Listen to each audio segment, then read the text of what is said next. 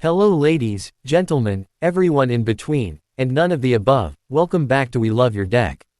For today's archetypal analysis we'll be going over Minotaur Kindred. Before we start to build our herd, we need someone to lead it. Such as Sethran, Herloon General, which will create you a Minotaur token each time it or another non-token Minotaur enters under your control, as well as having a temporary Lord effect for Minotaurs. One that also focused on going hell-bent is Neheb, the Worthy, who gives your other Minotaurs first strike, and if you have one or fewer cards in hand, he will give your Minotaurs +2/+0, and whenever he deals combat damage to an opponent, each player discards a card.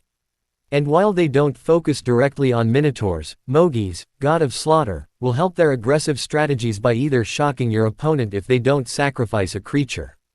For them being a relatively small kindred, you do have some interesting utility, such as Rage Monger, which will reduce the color mana cost of your Minotaurs by a red and a black. While it's a very expensive tutor, Deathbellow War Cry will grab up to 4 different Minotaurs and put them onto the battlefield. Or a way to deal huge damage to your opponents would be with Fanatic of Mogis, which will deal damage to each opponent equal to your devotion to red. As I stated, Minotaurs are an incredibly aggressive kindred, with them having several lord effects, such as Rageblood Shaman, which gives your other Minotaurs +1/+1 and trample.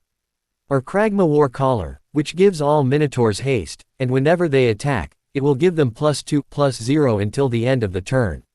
They can be given a form of evasion as well with Fellhide Petrifier, which will give your other Minotaurs Death Touch. And that sums up Minotaurs as an archetype fairly well, so we're going to end it there. Since you got this far, why not give me a follow? And as always, I'll catch you on the flip side, Planeswalkers. And remember, be good to each other.